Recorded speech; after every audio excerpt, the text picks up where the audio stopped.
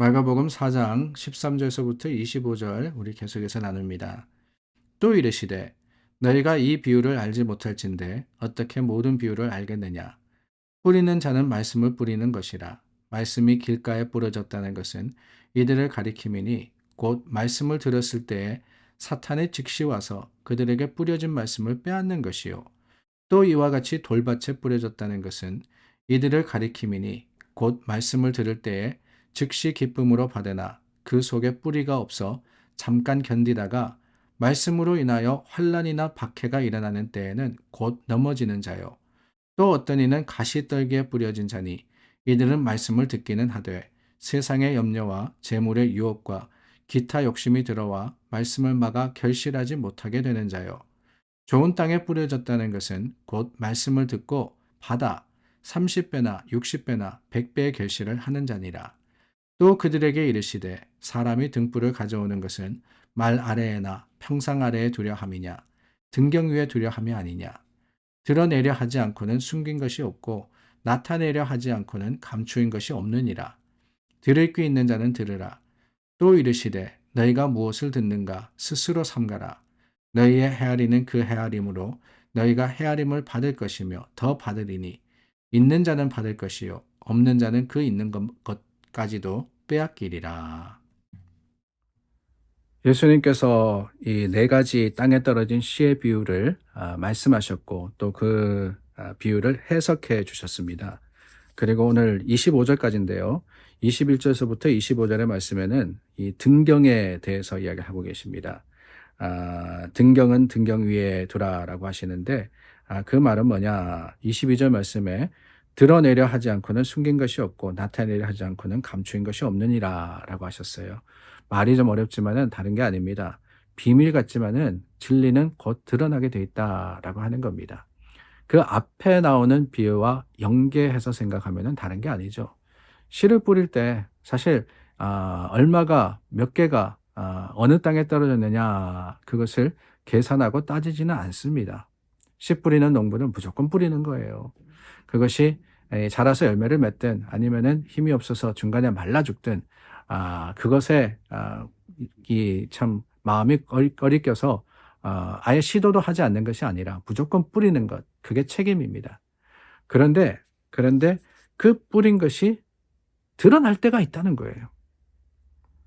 옥토에 떨어졌으면은 그렇습니다. 반드시 열매를 맺음으로써 드러나게 돼 있는 거고 이 씨가 옥토에 떨어졌구나라는 것을 알게 되고 또한 보게 되는 것이고 다른 땅에 떨어졌으면은 그것이 자라지 않음으로 인해서 알게 되는 거 아닙니까? 봄이 되면은 이제 뭐 봄이 가까워 오고 있는데 봄이 되면은 분주하신 분들이 많습니다. 어떤 분들이냐? 왜 집에서 텃밭 가꾸시는 분들이 바빠집니다. 뭐 상추도 심어야 되고 고추도 심어야 되고 다른 여러 가지 이 작물들을 심으시는데 저는 항상 그런 생각이 들더라고요. 씨를 받아오기도 하고 누가 주시기도 하고 사기도 하는데 그 씨를 뿌릴 때 늘 생각이 듭니다. 이게 과연 자랄까? 이게 과연 여기서 나와서 열매를 맺을 수 있을까? 그리고는 한참을 기다리지 않습니까? 뭐 2월에 심으면은 사실 4월, 뭐 3월, 4월까지 안 나는 것도 있어요. 어떤 거는 심자마자 나오기도 하지만 어떤 거는 굉장히 오랜 시간을 기다려야지만 싹이 트기도 합니다. 근데 그때까지 잘 모르는 거예요.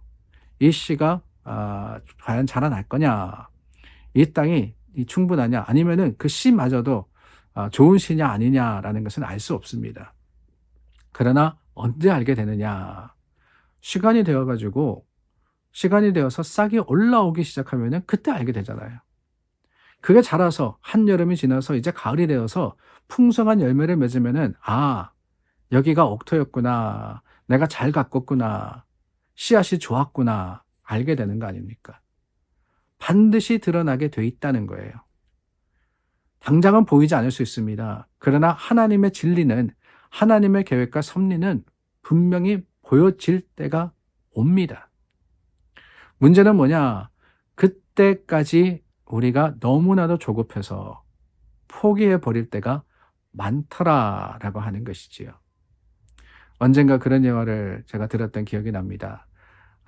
어느 극장에 전화가 걸려왔는데 한 귀부인이 다급하게 이야기를 했다지 않습니까? 내가 다이아몬드 목걸이를 차고 극장에 갔는데 아마 거기서 떨어뜨린 것 같습니다. 좀 찾아봐 주실 수 있습니까? 라고 말입니다. 그래서 극장 지배자가 그 어두운 극장에 들어가서 구석구석 다 살폈어요.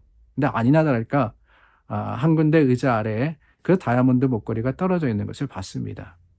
그리고는 쫓아가 가지고 전화기를 들고는 이 "여보세요." 하고 "찾았습니다."라고 이야기하려고 그랬더니만 그 전화기 너머에서 들려오는 소리는 뚜뚜뚜.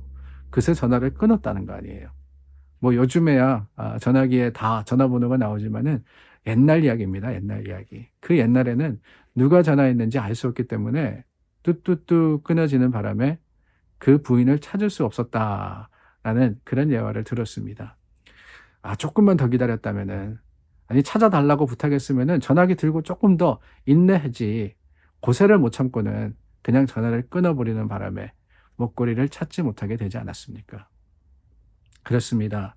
우리도 반드시 드러나는 하나님의 말씀은 진리이기 때문에 드러날 수밖에 없는 거예요. 드러내야 하는 겁니다. 그렇기 때문에 여러분, 우리는 숨겨진 곳에 그 숨겨진 모습으로 신앙생활을 하는 것이 아니라 하나님의 거룩하심을 세상 속에 반드시 드러내고 세상 속에서 보여야 하는 사람이기 때문에 오늘 우리도 우리의 삶에 역사하시는 하나님의 시간, 그 하나님의 때를 참아 기다릴 수 있는 지혜가 있기를 바라며, 그럼으로써 세상 속에 우리가 하나님을 증거할 수 있기를 간절히 소망합니다. 그렇습니다, 여러분. 아직은 이루어지지 않기 때문에 답답할 때가 많으시죠. 아무리 기도해도 응답되지 않는 것 같아서 힘들 때도 있습니다. 여러분들의 기도의 응답이 아직 이르지 않았기 때문에 조급하기도 하고 불안하기도 합니다. 그러나 여러분, 전화 끊지 마세요. 여전히 하나님 붙드시기를 바랍니다. 하나님께 기도했다면은 그 기도가 응답될 때까지 하나님을 바라세요. 주님을 붙드시기를 바랍니다. 그 주님이 반드시, 우리의 때가 아닙니다, 하나님의 때에 하나님의 방법과 그 놀라운 은혜로서 이루어 주시고 응답해 주실 거예요. 때로는 내가 원하는 응답이 아닐 수도 있겠죠. 그러나 가장 선한 방법으로 하나님이 이루십니다. 보이십니다. 그러므로 여러분, 오늘도 우리가 그 하나님의 은혜 받은 자로서, 하나님의 약속을 붙드는 자로서 우리도 그럴 수 있기를 바랍니다. 세상을 향해서 예수님께서 하신 일, 하나님의 놀라운 사랑을 숨겨둘 게 아니에요. 나만 알 게 아닙니다. 내가 알고 내가 감사하고 그럼으로써 내가 신앙생활 잘하고 교회 잘 다녀서 만족하느냐? 그럴 수 없습니다. 주님을 바라고 주님을 의지하고 주님을 세상 속에 선포하는 자가 될 때, 여러분, 주님은 우리의 삶을 통해서 보여지시고 또한 드러나시며 세상 속에서 더 많은 사람들이 구원에 이르게 되리라 믿습니다. 오늘 그 놀라운 은혜가 저와 여러분들에게 있기를 예수님의 이름으로 축원합니다. 기도하겠습니다. 참 좋으신 하나님, 감사합니다. 오늘도 하나님의 뜻을 쫓아서 하루를 시작합니다.